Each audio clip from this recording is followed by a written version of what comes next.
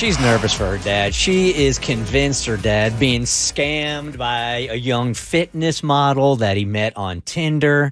And she wants to know how she can get involved and stop the whole thing. If you guys have something going on in your life, you want to share it with us. We try to get you some advice from Bert Show fam. Hit us up at thebertshow.com. Cassie has the email. Hey, Bert Show. First off, I love y'all. I listen on your podcast. Anyways, I need y'all's help. A little backstory. My mom passed away in April. I'm sorry. Dad got some life insurance money. Fast forward to June 7th, and he starts talking to a, quote, kindly Myers, end quote, on a dating app.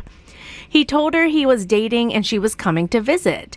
He showed us her picture and that she's a fitness model in her 30s. See, well, my dad is in his upper 60s and not in the greatest shape or health. So we are thinking, what would she want with our dad? We love him, but come on, she could have anyone. So eventually, even though she told him she's a millionaire, she needs $150 for quote groceries. Okay. All right. And then he buys her plane tickets to come here. Oh, man. Not once, twice, but 3 times. And not once has she showed up. He even sat at the airport waiting for her for hours. There's always an excuse, and he needs to send her more money. He's never even spoken to her on the phone. They only communicate through an app because her manager won't let her give her number out. Of course. She told him he needs to send her money to get out of her contract if he wants her to be there. She has multiple Facebook accounts and variations of her spelling her name, all with the same girl in the pictures. We had a family meeting with him. We've told everyone he's close with. We know it's a scam and he won't believe any of this. Of us. Is there anything y'all can do to help? Maybe talk, quote, kindly, because let's face it, he's not talking to her. We're trying to stop this before he sends her everything he has. Please help. From a concerned daughter about to lose her mind. Yeah, I'm wondering if any of you guys have ever been in this position with a parent or a grandparent, because grandparents specifically, man, they are getting, scammed left and right online. But in a case like this, it's Pops. He doesn't know how catfishing works. You know, who knows what his mental state is. He lost his wife and all. So is there anything you can say to a guy? 1-855-BERTCHA. I do. I feel like he's being targeted, especially since his wife just passed away a couple of months ago. And this person just incenses me, like fills me with rage that they're taking advantage of him. Can you not report this to the police that he's being scammed? That's the whole thing too here is this that, Sorry. I mean, for me, the internet is still the Wild Wild West. So I guess you could somehow, some way. I wouldn't know where that is, but how do you stop it? He's clearly getting catfish, so even to track her down, he's probably going to end up spending more money trying to track him down and press charges than he is spending money on these plane tickets.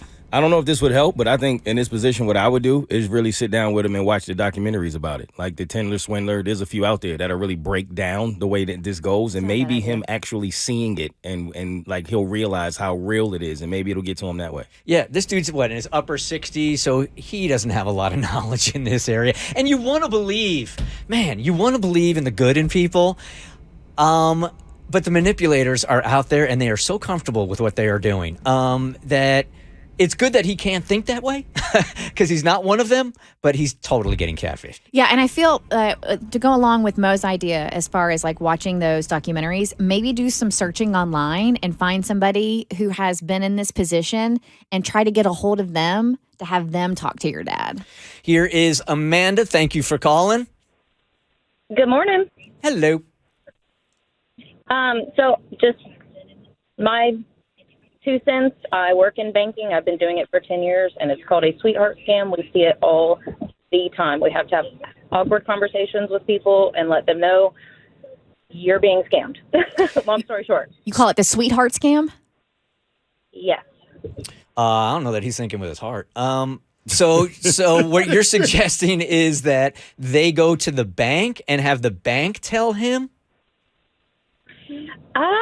If that's what she wants to do, but I'm just saying, I've seen this before, and It's sad. In a lot of cases here, what she's saying is making sense to me. Like, how like when your family can tell you one thing, you're like, but if somebody from the outside says the exact same thing, they have credibility. So maybe if it's the banker that tells him, then he actually absorbs it. My husband gets so perturbed because he'll tell me things all the time, but once my therapist says it, I'll finally listen. Right. Genius. Cass. You can report these profiles, so you can go to the social media profiles and report them as spam or fakes or fraudulent. And also to build off your idea, Bert, if he's not listening to the family, why don't y'all catfish him? Create a fake account of a dude and then have that dude contact your dad and be like, hey, I want to let you know that girl you're talking to broke my heart and stole a bunch of money from me. She's bad news. And catfish him that way because, again, it's sad that we listen to strangers more than the people close to us. I do the same thing. So play that game. He's already fallen for a catfish once. You might as well do it again. Catfish the catfisher. Not a bad idea. Dang. So many catfish. I know. A lot of people are calling saying they've gone through the exact same thing, and sometimes going through that financial institution is probably the best way to go. The Bert Show. So first, thanks for watching. Second, you like what you just watched? That just scratches the surface. Get the Bert Show on any podcast platform. We're so good.